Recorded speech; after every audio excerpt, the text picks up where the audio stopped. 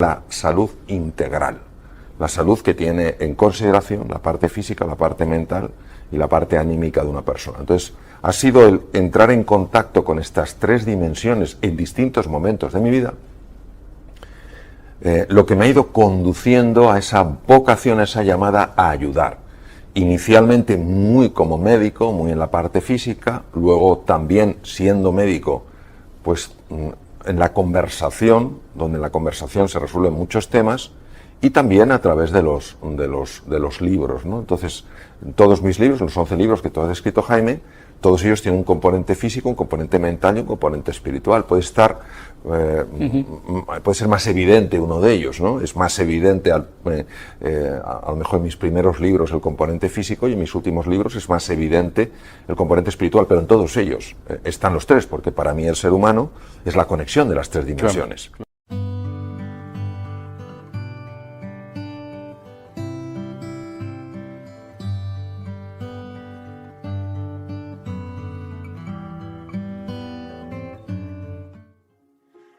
Es algo de tal complejidad que es muy difícil definirla y mucho menos con 4 o 5 palabras. ¿Qué es entrenar la mente? Lo primero es entrenar la atención. No perdamos más el tiempo enfocándonos en lo que está mal. Vamos a enfocarnos en lo que podría estar bien. No en quién tiene la culpa, sino en qué podemos hacer nosotros juntos. Vamos a usar la imaginación no para generar angustia y preocupación. Ay, ¿cómo va a ser mi vida mañana y pasado? Sino generar posibilidades, algo que nos ilusione. Tenemos que ser capaces, además, de parar ese diálogo incesante que nos pone la cabeza a estallar, con desesperanza, con desánimo, con desilusión. Necesitamos entrenarnos en la reflexión. La palabra inteligencia viene de la raíz latina, interlegere, que quiere decir mirar dentro. ¿Pero qué pasa? Que cuando estamos hablando de entrenar la mente nos suena un poco extraño. ¿Cómo? ¿Es que una persona que quiera aprender un nuevo idioma no tiene que entrenarse? ¿Es que alguien que quiera aprender un nuevo deporte no tiene que entrenarse? Porque la mente no se va a entrenar. Necesitamos entrenarnos en fortaleza mental y en fortaleza emocional. Porque el mundo en el que estamos es un mundo complejo e incierto. Pero una cosa es la complejidad y la incertidumbre y otra es la desorientación. No podemos estar además desorientados. ¿Cómo nos orientamos? A través del entrenamiento mental. La creatividad es básica, todos lo sabemos. ¿Por qué es tan importante la creatividad? Porque es la que te permite aprovechar las posibilidades que la realidad te ofrece para crear un campo de juego que te abra nuevas oportunidades. ¿Pero qué nos pasa? Nos pasa que cuando pensamos en la creatividad pensamos que para ser creativo hay que haber pasado por la universidad, hay que tener 27 másters, etc. Eso no es verdad. La creatividad es consustancial con el ser humano, está en cada uno de nosotros. No hay un solo ser humano que no sea creativo. Lo que pasa es que muchos que sí creen que no son creativos. Y entonces no crean nada novedoso porque ellos no creen que en su interior hay ese potencial. La clave para la creatividad es la pasión. Tenemos que encontrar esa palanca emocional, ese motivo, esa ilusión que nos levante por la mañana con hambre de hacer algo nuevo, de encontrar la relación entre cosas que aparentemente no están relacionadas. Por eso el estado de ánimo es clave, que creamos en nosotros y en nuestro potencial. Hay que buscar los recursos emocionales. A ver, si somos honestos con nosotros mismos y empezamos a pensar con calado y con hondura, ¿por qué no hemos conseguido ciertas cosas en la vida? Nos daremos cuenta que la mayor parte de las veces no ha sido por falta de conocimientos o falta de erudición, sino porque nos ha faltado pasión, o nos ha faltado compromiso, o nos ha faltado determinación, o nos ha faltado autoconfianza. ¿Qué es buscar esos recursos emocionales? Es en ese abanico de colores, irte a tu pasado y decir, vamos a ver, ¿cuándo en mi vida he tenido realmente coraje? Y seguro que encuentras un momento en tu vida en el que hayas sido valiente y audaz. Tienes que traerlo ahora, tienes que recordar quién eres, porque se nos olvida la grandeza que hay en nuestro interior. Inventar el futuro. La forma en la que creamos nuevas realidades es absurda. Consultamos al pasado y le decimos, pasado, yo he podido hacer esto, y el pasado dice, no, pues entonces no podré. ¿Pero qué es eso? ¿Pero qué es eso? ¿Cómo va el pasado a determinar nuestro futuro? Es al revés, ¿cómo hay que hacerlo? Hay que crear esa idea que nos apasione, que nos ilusione, que tire de nosotros y a partir del futuro empezar a construir hacia el presente. Para llegar allí, ¿qué tengo que hacer primero? Pues tengo que hacer esto. Y para hacer esto, ¿qué tengo que hacer? Esto, pum, pum, pum. Es que es radicalmente distinto, pero lo hacemos al revés. Vamos del pasado al futuro. No, señor. El pasado no tiene por qué predecir tu futuro. Para nada. Está muy bien que te informe, por supuesto, pero que no te determine. Emociones aflictivas. ¿Qué es una emoción aflictiva? Una emoción aflictiva es aquella que no te da nada valioso. Por ejemplo, si yo me encuentro con un tigre, es lógico que sienta miedo, y es muy bueno que sienta miedo porque eso me da opciones de supervivencia. Pero si yo estoy en este estudio contigo, en un entorno agradable y acogedor, y tengo miedo, eso me paraliza, no me da nada. Estamos paralizados por la desesperanza, por la ira, por el miedo. No tiene ningún sentido. Es fundamental que empecemos a comprender un poco mejor cómo gestionar estas emociones aflictivas. Y para eso hay que entender que hay tres estructuras que, si me permites, las voy a enseñar. Una de ellas es la amígdala. Viene del griego almendra, está situada aquí en los polos anteriores del lóbulo temporal. Otra es el hipotálamo, que está aquí, y otra es lo que se llama la sustancia gris periacueductal, que está justo aquí, alrededor del acueducto de Silvio. ¿Por qué es importante conocer estas emociones aflictivas? Porque nosotros tenemos sobre todo tres grandes lastres que nos dificultan llegar a ese futuro ilusionante. Primero, la ignorancia. Si yo no soy consciente de mi talento y mi potencial, ¿cómo me voy a atrever? Número dos, la pereza. ¡Ay, la pereza! ¿Cuántas veces el camino correcto no es el camino fácil? Pero el tercero es el miedo, una de las emociones aflictivas más potentes. Entonces, ¿qué podemos hacer para gestionar el miedo? Yo, de todas las cosas que he visto en mi larga trayectoria como cirujano y en muchos temas en los que he estado metido, al final me doy cuenta de una cosa. El miedo, cuando te engancha, hay que gestionarlo por vía física, utilizando técnicas físicas, técnicas respiratorias, gestionando el diafragma porque es el que te cambia la química hormonal, cambiando el foco de tu atención, utilizando colores. ¿Por qué colores? Pues no lo sabemos. Esto lo descubrieron científicos orientales hace miles de años. Los colores tienen un impacto tremendo en el hemisferio derecho del cerebro, que es el que gestiona estas cosas.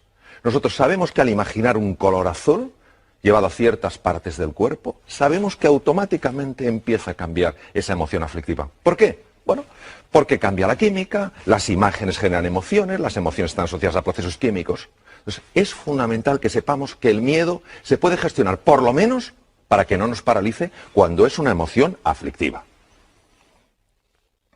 Bueno, luego hay una cosa que es que creo que la tenemos que recuperar.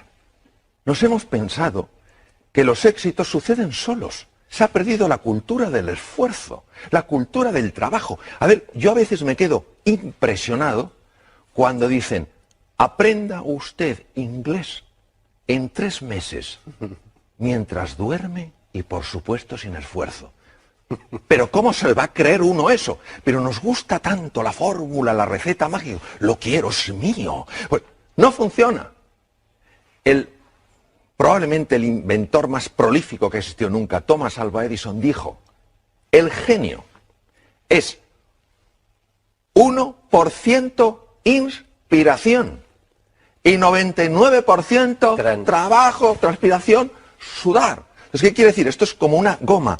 Hay que dejar que se tense. Es el momento en el que nos cuesta las cosas y tenemos que seguir. No tiremos la toalla. Cuando aguantamos la tensión y estamos incómodos, y es normal que estemos incómodos, el cerebro automáticamente tiene que resolver ese dolor. Porque su misión es evitar el dolor. ¿Cómo lo resuelve? Abre la ventana de la inteligencia y de la creatividad. Y por eso todos sabemos que cuando hemos aguantado de verdad, de repente, no sabemos cómo, hemos encontrado una ventana, un espacio. Anda, ¿cómo no lo había visto antes?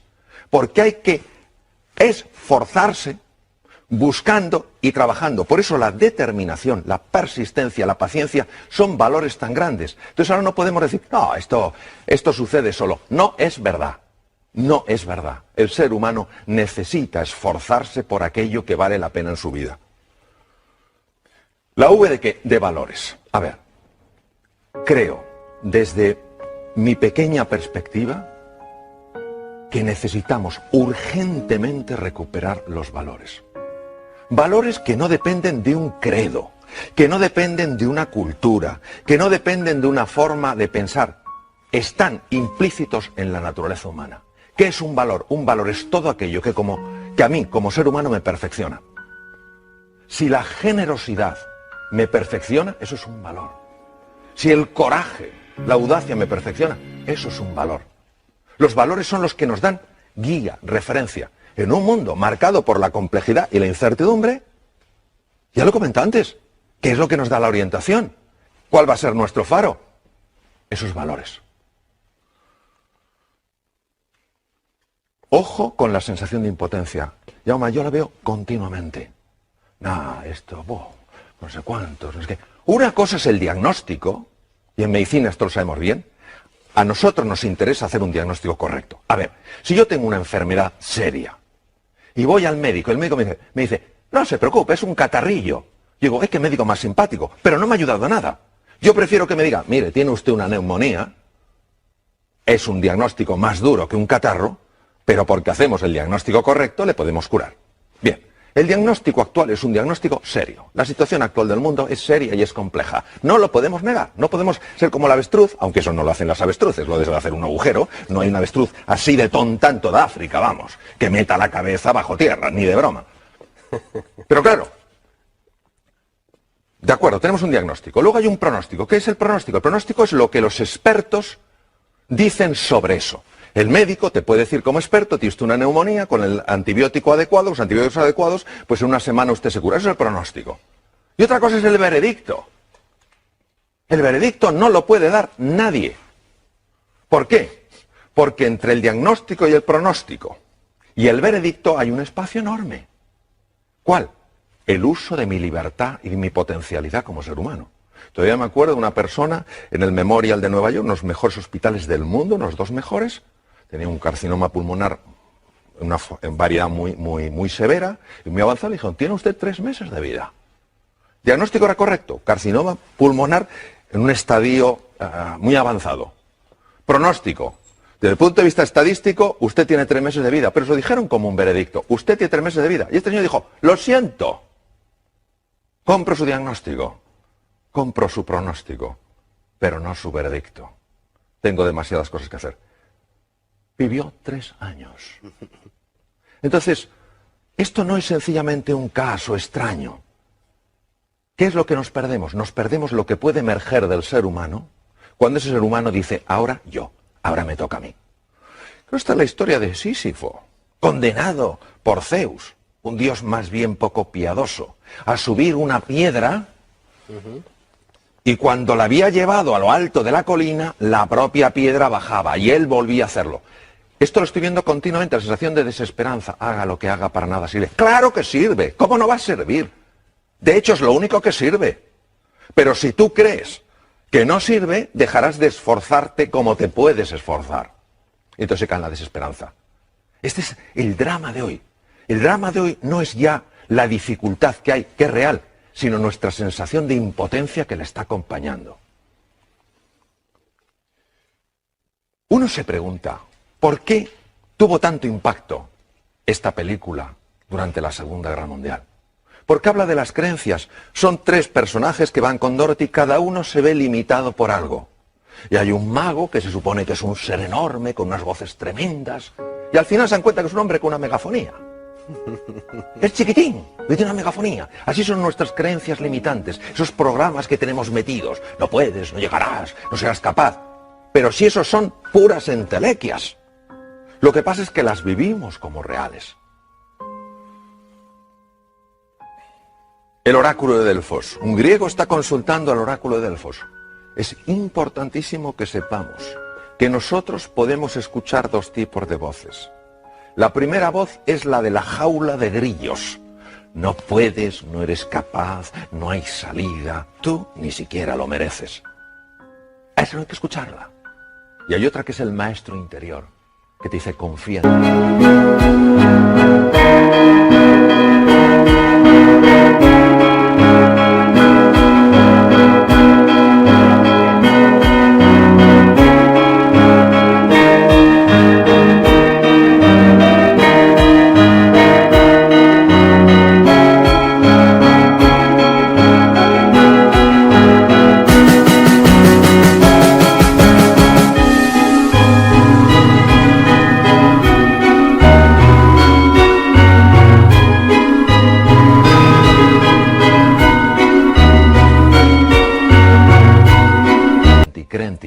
¿Cómo notas que te habla uno u otro? Es muy fácil notarlo.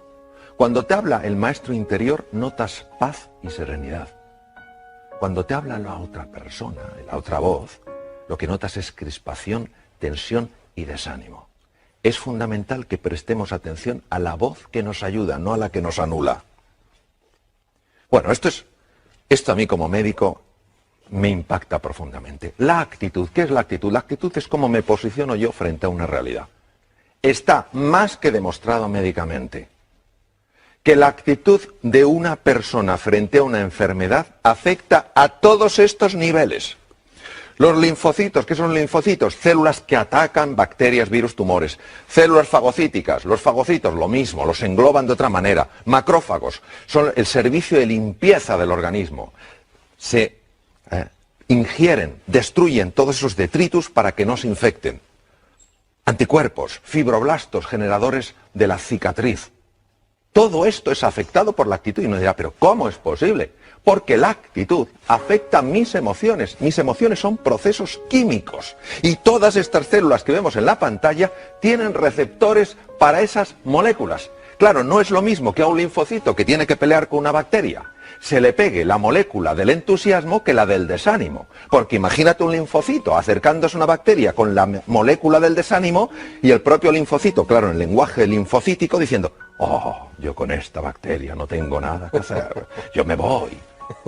Pero es que es así, es decir, lo digo en un plan un poco desenfadado, pero es que es así. Es que se ha demostrado que estas células reaccionan de manera radicalmente diferente según las moléculas de la emoción que se ajusten. Nelson Mandela, se puede aprender tanto de este hombre, que podía haber odiado tanto a sus carceleros. Tanto, tenía tantas razones. Y lo único que le importó es la reconciliación. Y él decía que la última libertad, la que nunca te quitarán, es tu libertad interior, tu libertad creativa. Claro que la libertad para moverte, esa te la pueden quitar. De hecho, él estuvo encarcelado 27 años en Robben Island. Pero tu libertad interior, ¿cómo quieres tú posicionarte frente a algo? Él eligió posicionarse no desde el odio, sino desde la voluntad de la reconciliación. Porque él sabía que no era el único prisionero, sabía que sus propios carceleros eran prisioneros de su propio odio. Vaya mensaje.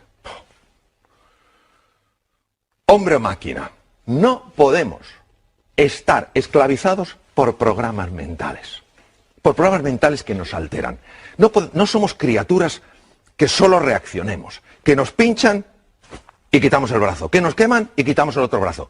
Hemos de recuperar nuestra libertad interior y decir, de acuerdo, esta situación es dura, esta situación es compleja, no me gusta. Yo, si hubiera podido, no la hubiera elegido, pero me ha tocado. ¿Qué puedo hacer para relacionarme con esa situación con mucha más potencia y mucha más energía? Entonces, en ese momento, cuando yo utilizo mi libertad interior, mi libertad creativa, ¿qué es lo que me hace verdaderamente humano? Salgo de la dimensión de máquina.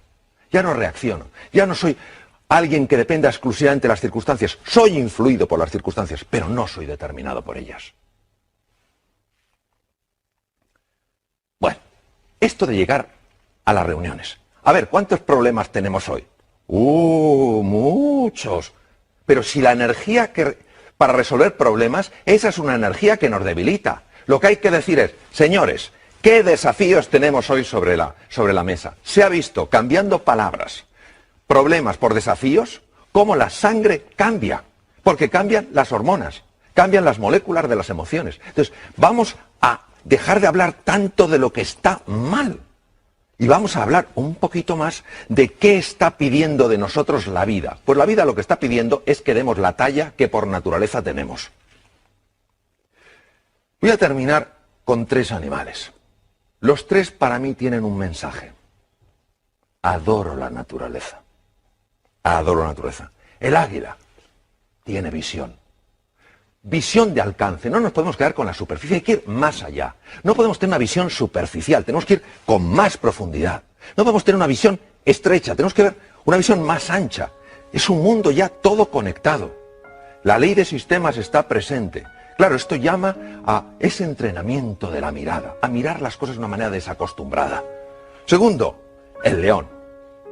¿Por qué el león duerme 2/3 partes del día? Uno dirá, porque tiene mucho sueño. No digo que no, pero porque confía en él, porque confía en la vida, porque confía en los demás. Es la confianza. Y el tercero es el actuar estratégicamente. A ver, todo esto, si solo se queda en un revulsivo emocional, en algo que me ilusiona, en algo que me entusiasma, pero no cojo yo y digo, y ahora me toca mirar el primer paso, no sirve para nada. Entonces, la actuación estratégica, es decir, bueno, quiero llegar aquí, ¿qué 4, 5, 6 cosas puedo poner en marcha simultáneamente para encaminarme? Si realmente nosotros creemos que podemos, vamos a subir muchísimo las posibilidades de poder. En la vida, Jaume, tú lo sabes igual que yo, solo tenemos una seguridad. En un momento determinado nos vamos a otra dimensión. Ahora, nosotros podemos jugar con más posibilidades. De eso se trata. Creyendo más en nosotros, en todos nosotros, y poniéndonos en marcha como aquellos que creen, desde luego es así como inventamos nuestro futuro.